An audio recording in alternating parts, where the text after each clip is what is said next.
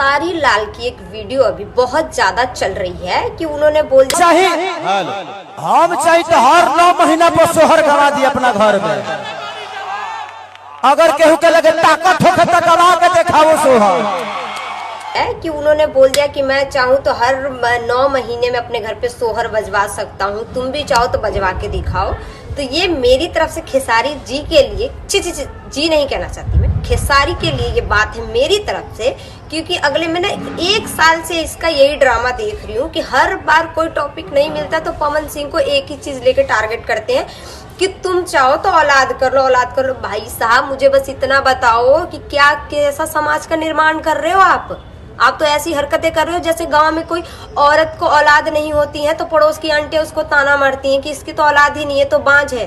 आप क्या कर रहे हो, कैसे समाज का निर्माण कर रहे हो? कुछ दिन पहले अभी ज्ञान दे रहे थे वहां पे इंटरव्यू में कि हम भोजपुरी समाज को बचाएंगे। ऐसे बचाओगे? बड़ों की इज्जत तक करने तो आ नहीं रही आपको, ऐसे आप समाज को बचाओगे? भोजपुरी समाज को, सबसे ज्यादा भोजपुरी समाज को गंदा करने वाला अगर कोई है ना तो वो तुम ही हो। पहले तुमको जरूरत है सीखने की, समझदारी से कि कब कहाँ पे कितना बोलना चाहिए। पहले